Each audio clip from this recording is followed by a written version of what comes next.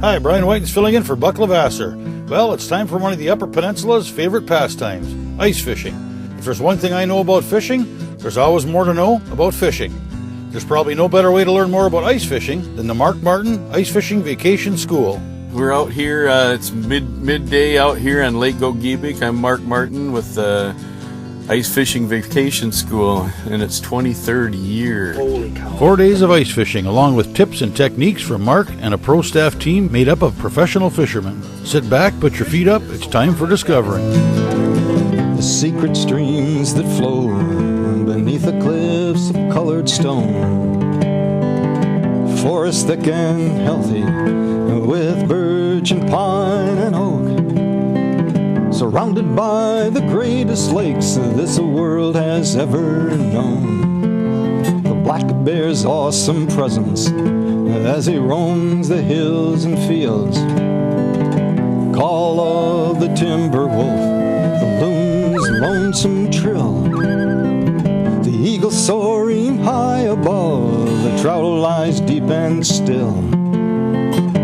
These are what I treasure,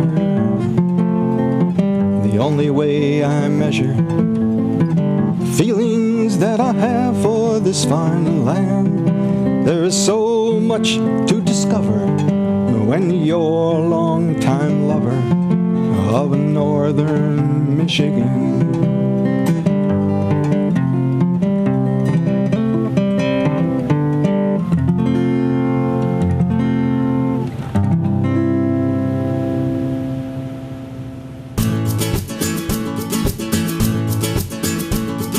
My buddy Petey and I were just kids when we first set out for the small lake in our town to try our hand at ice fishing. We were armed with a couple of lures, our 6-foot Zebcos, and my dad's axe.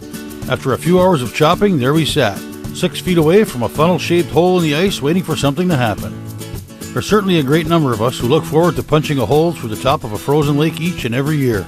But I often wonder how many of us are in great part still just sitting there waiting for something to happen. I traveled to Berglund and Lake Gogebic to attend the Mark Martin Ice Fishing Vacation School. Through seminars and hands-on fishing, students benefit from a wealth of knowledge delivered by a group of pro staffers who've been honing their fishing talents and techniques for years. They're eager to pass on what they've learned to those who are interested in improving their own ice fishing skills and techniques. The driving force behind this learning opportunity is Michigan native, captain, full-time professional walleye fisherman, and speaker Mark Martin. Mark has earned the distinction of being the original champ by winning the first ever PWT Tournament of Champions. He's the only person to qualify for every PWT championship and fish every PWT tournament, achieving over 43 top 10 finishes in his pro walleye career. Mark travels extensively throughout the U.S. and Canada doing tournaments, TV shows, outdoor rider events, kids fishing clinics, and teaching walleye wisdom. He has published various books and videos and frequently appears in Fisherman, Outdoor Life, Midwest Outdoors, and many other publications. Decided to bring it up here to Lake Gogebic this year. Started last year, brought up a few outdoor riders to see how conducive it was to, catching fish and, putting on a good fishing experience for a lot of the students and outdoor riders. And we got into some nice fish last year in the couple days we were out and said, hey, it's a go. We're coming right back and do it again in 2013. So we were praying for ice, and we got the ice. There's about 10.5, maybe almost 11 inches right now out here. It's freezing today. It's blowing about 30, 40 miles an hour, but the students are having fun. They're catching fish. I don't think there's one student out here that hasn't caught a fish. Now pull the tip up, and you set it on this side of the hole because the wind is blowing this way. Your line, perfect. Your line will always go that way. So when you feel them, just kind of, there. Is he there? Yep. All right, okay, yep. Just hand over hand, throw the line over that way. Bring them right up the center of the hole, too. Try to keep it in the center. He's run all the way back to the Timbers Lodge. He's a good one, I think. All right. Okay, there's the leader. Okay. Oh, shoot. The hook pulled out and I grabbed a hold of it. That was good. There you go, Karen. Woohoo! First fish. It's my first ice fish. First ice fish there. Awesome. Good job.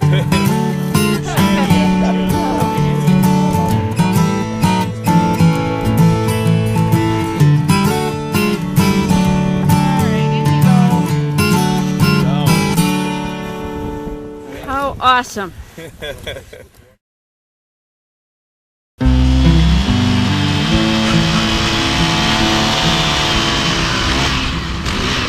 I'm Nick Schertz. I'm out here today with Mark Martin's Ice Fishing School, Vacation School. We're coming out of the Timbers Resort. This is our first morning.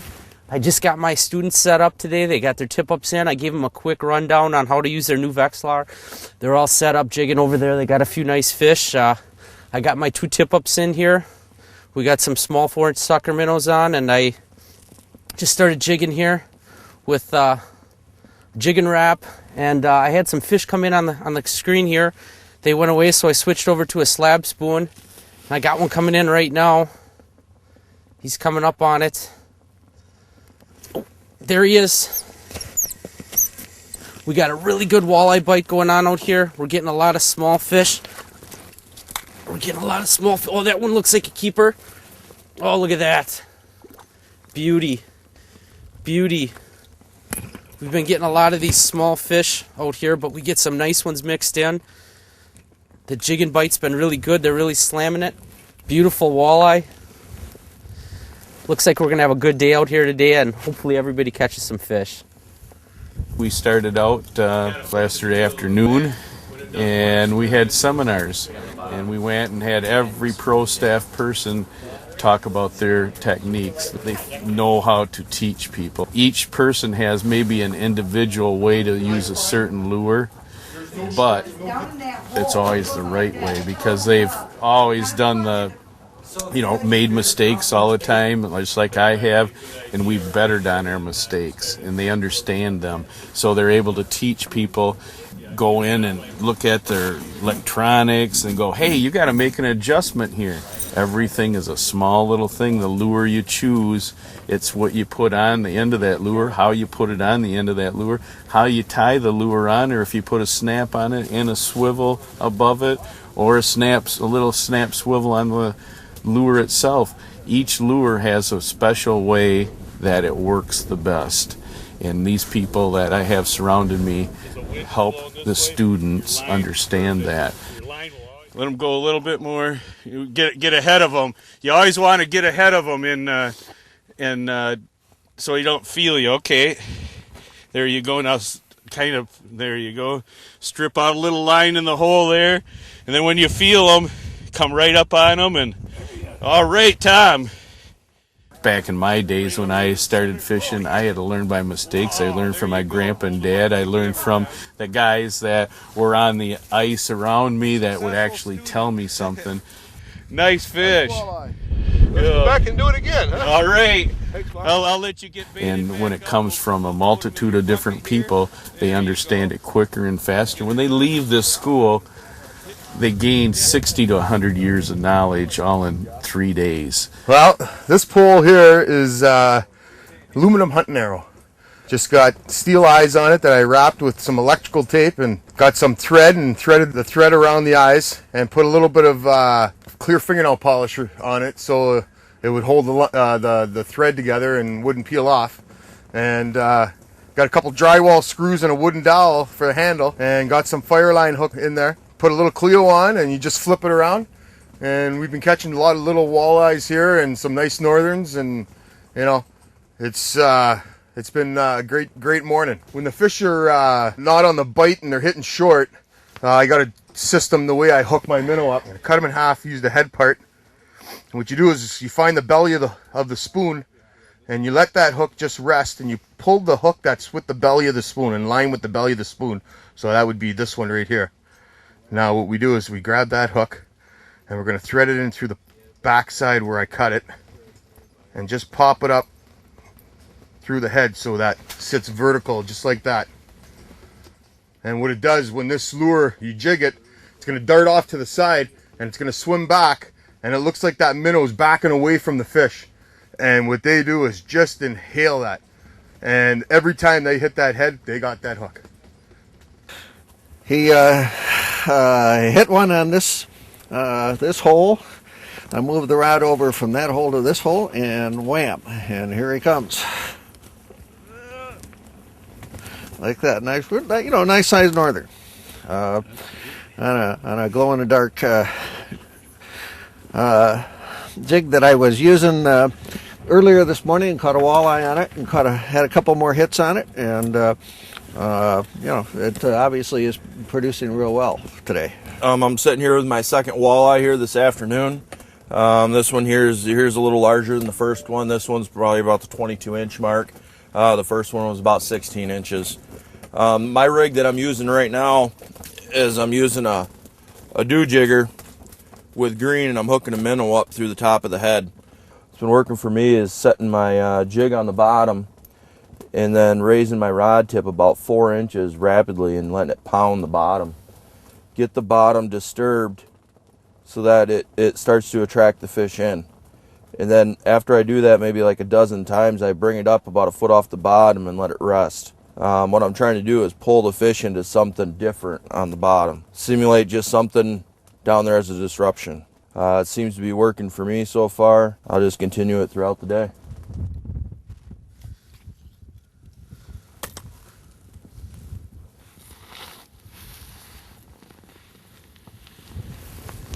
There he is. It might be a perch. Nope, small walleye. Just a little guy. Good year class coming up though. It's good to see all these nice fish coming up here in this year class. You have a great year class of these little 10 to 12 inchers. Good future for this lake. Don't miss the Woodtick Music Festival in Hermansville, Michigan. 4 days of great bluegrass, country, folk, blues, and rock and roll. Over 25 bands. Fun for the entire family. Carry-ins welcome. Kids 12 and under free. Buy your tickets and campsites and find out everything you need to know online at woodtickfestival.com. That's woodtickfestival.com. The Woodtick Music Festival in Hermansville, Michigan.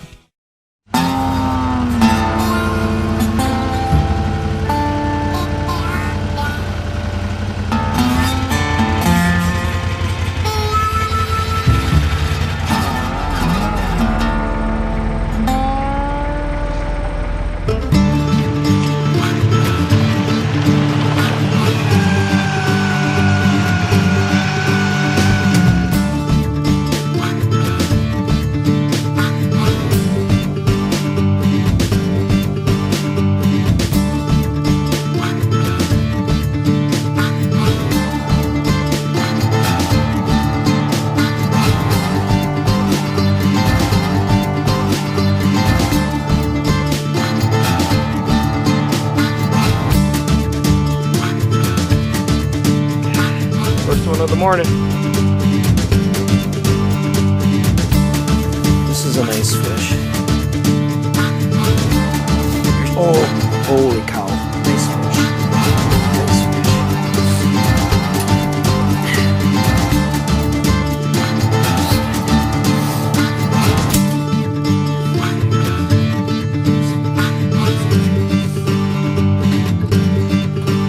fish. Using some Northland rattle spoons with the holographic colors on them have been working pretty good out here. We got an 8.5 pounder the other day, doing that same thing, just banging it off bottom and raising her up, and I'm fishing at about 7 feet into weeds, finding the pockets within those weeds, and that's your structure out here, edges of the weeds.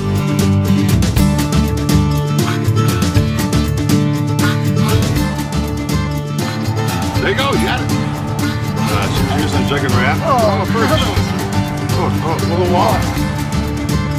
I was using a dew jigger with fat head minnows. Yo, way to go, partner. I saw him on the screen and I missed him. And Mark, he taught me at the last school is when you miss one is to put your rod down. Don't check your bait, put your rod and pound the lure on the sand. And I did that, and the sand must have came up, and I slowly lifted that minnow up, and he came. And oh yeah, there he is. Not real big, not real small. Oh, there he is. There you go, Northland buckshot rattle spoon. Another fish for us. I'd like to show you a little bit of what's going on here with this graph. We just pulled in a fish, about a 15.5 incher, and the cool thing about it is we catch the fish, and we'll say you forgot what you caught the fish, how you caught him with your jigging method. We'll just rewind that screen. We'll go back and look at it. There's that fish, and we're rewinding. All right, through here, that's my light jigging line right there. So I'm going back here 2 or 3 minutes ago, and we're looking at it, and here's where I'm jigging. Here comes the fish in and hits it. That's the fish that I just caught right there. So now I can go back and I can see my jigging stroke, and it looks like I was doing very little. And so now I can tell the rest of the people that are out here that we're helping trying to catch fish that are in the vacation school what technique they need to use to get them fish to hit. And so from what I can tell from this fish that we just caught here is that we don't need to jig much. And of course it has the easiest selection that a guy could get to. One of the best features with fishing with a sonar like that is you got everything available for you. You forget something, which we all do when we're jigging because you get excited out here, and just rewind it and boom, you got all your information right back at you. Very cold morning. The fog and the cold fog just started to lift, and it was about 6 degrees when we took off today, and you got to have the right clothes to stand the weather out here. If you're not comfortable, you're going to want to go in and you're going to miss the best bite. Yesterday, it was 30 to 40 mile an hour gust. You have to have protection against the elements. These extreme ice armor jacket is great. All I have underneath this is a couple little tiny pairs of insulated underwear. I don't wear pants, I don't wear shirts, I don't wear nothing underneath this. And the bibs come up high enough on you, which makes it nice too, and then the coat comes down, so now you're double insulated. But the gloves, they're super because these do not leak. They have the best gloves out there on the market for handling fish and keeping your hands warm and dry all day long. And also the boots, you can't beat these boots. They're just warm as can be, and they don't weigh very much. And the one thing about them is I can walk around all day long, especially in deep snow and slush, and they're waterproof where you're not going to soak through the leather and get your feet wet either. And they make a neck gaiter, they make muffs to put your hands in. So if you want to start to enjoy the winter out here, and not only for ice fishing, but snowmobiling and for hunting and for a lot of things, they make the products that keep you warm and keep you going.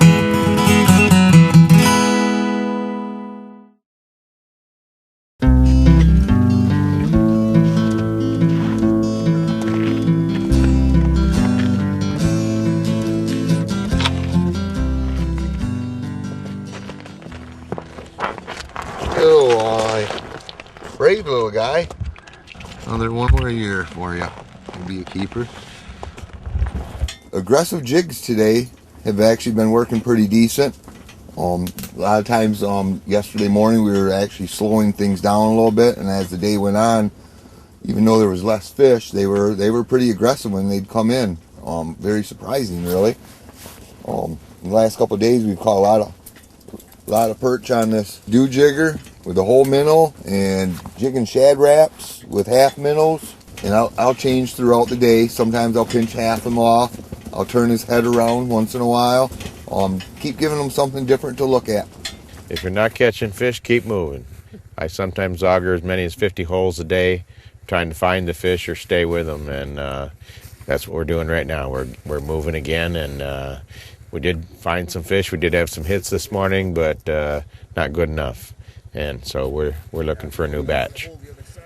Trying to find the drop-offs, trying to find the weeds, any kind of structure that'll hold fish, and move on from there. Everybody in the crew right now seems to be fishing in about 9 to 11 feet of water. We're kind of up on a flat. There's scattered weeds. A lot on the main basin, the ice is a little bit thin, so we're staying in this safe area, and we got a flat here that has a lot of mix of fish on it. You know, we're catching pike, we're catching walleyes, and we're catching some of these perch. This Lake Gogebic is full of some beautiful big perch. Right now they seem to be more or less spread out, loosely schooled, so you kind of get them mixed in on the tip-ups with the walleyes. You get a few jigging. We're going to hunt around today and see if we can find some big ones, like this beauty right here, and hopefully everybody can catch a few perch along with their walleyes today.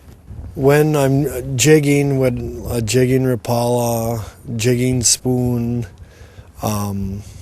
Haley jig, one thing I like to use is a minnow head, or I mostly like using cut bait. It works really well for any species in here, pretty much. On my minnow, I actually take my knife and cut a little slit on the top side of the minnow. Pretty much to get the scent out. It doesn't kill the minnow, and it really enhances your chances getting a flag or getting a fish. Probably a thing that I enjoyed the most today was spending time with people that don't fish all the time and showing them even little tricks, something simple, like the way you hook a minnow. Everybody's got their own ideas and things that work and things that don't. Actually double hook my minnows in the mouth, out the gill, just for short bites, and that they stay on good. When you jig it off the bottom, if you watch it on the camera or whatever, half your time your minnows will stay alive, but I mean you're jigging it anyway, so it doesn't really make that much of a difference. But when you're jigging them, that tail's just slapping on the bottom if you watch that on the camera. So it's a good thing to share with everybody. How you can save minnows. Minnows are expensive nowadays too, so gulps, you can hook them the same way. That's my Canadian tip of the day. I've done this my whole life, and I realized it was time to give back. What brings joy to Mark Martin's heart is when people tell me that they did something that I told them and they caught fish. Our small lad for that little guy. Get out there, get some of these fish. Come and experience what these students are experiencing out here on Lake Gogebic. And when you see me somewhere, email me sometime, let me know what you caught. Well, that's it for today. Thanks for watching, and I'll see you next Monday night, right here on Upper Michigan's very own Discovery. Hi, I'm Brandon Carpenter up here in the UP up here on a lake called Gogebic. I don't even know how to pronounce it, but it's an awesome lake up here in the UP. Gogebic. There you go. Oh, there's one.